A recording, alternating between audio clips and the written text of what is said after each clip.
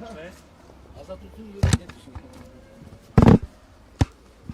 Պարոն Աղազարյան, այսօրվա դատական նիստը ինչպես կգնահատեք, հանրային մեղադրողները ձեր WhatsApp հավելվածում ծավալված խոսակցություններն էին վերարտադրում, ինչպես նաև այլ խոսակցություններ, որքանով են դրանք իրատեսական առնչություն ունեցող ձեր գործի հետ։ Մի մասը առնչություն ունեն այսպես կոչված գործի հետ, իրատեսականությունը շատ ակնհայտ է, որովհետև պարզ լսում է, որ այն դրվագը, որ գլխավոր դատախազը եկել է ազգային ժողով, անձնապահովելու զրկելու միջնորդությամբ, որտեղ ասում որ ասեն կաշառք Արամ Մկրտչյանը կաշառք է տվել ինձ այսպես կոչված,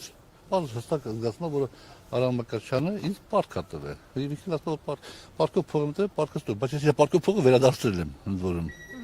Համ հերիք չի, որ վերադարձրել եմ, երկրորդը ես պատրաստ եկամ էի իր խնդիրները լուծելու նաև ուրիշ մարդկանց հետ, որ իբրև խնդիր ուներ փողեր։ Ասում եմ Արամ ջան, դու ստում ես, որովհետև հնարավոր չի դու ինչ-որ մեկին $50,000 փող պարտք լինես, եւ դու այդ $50,000-ից $42,000 վերադարձնես, եւ $8,000 համար, որ ես իրան պարտք եմ, չսպասեն։ Որ նաև մեկ հատ քասր խոսք եմ ասում, հիմա դե չասեցին այդ քասր խոսքերը, ասում գամ, ես այդ տղաներին խնդրեմ, ասում թող սպասեն, ո՞ւս կարող պատե չսպասեն, էլի, ասում հիմա ինչ պատճառով ես վերցրել, ծառայություններ ես մատուցելու եղել, ինչ ես արի, ինչ կապ չունի, 50,000 վերցրել ես, 42,000 վերադարձրել ես, 8,000 համար չես սպասում, ստում է, դե եկեք որ բաներ անում, այդ որ ինքը խոսում է վերջի զոհից ինքը 23 թվականի դեկտեմբերին է փող վերցրել $50,000 վերջի զոհից եւ 24 թվականի փետրվարին լքել է Հայաստանի Հանրապետությունը։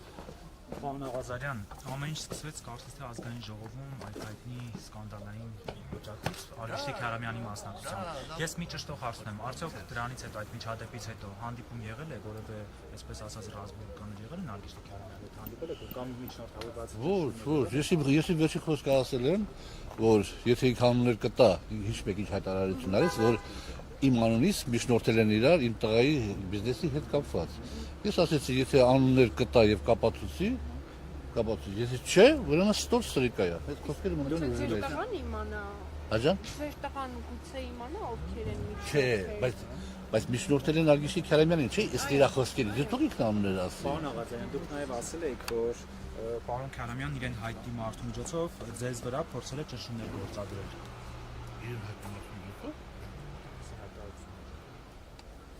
Երևի ԱԱՑ-ի պետին եմ նկատի ունեցել։ Եթե այդպեսի բան եմ ասել, ուրեմն նկատի ունեցել ԱԱՑ-ի պետին,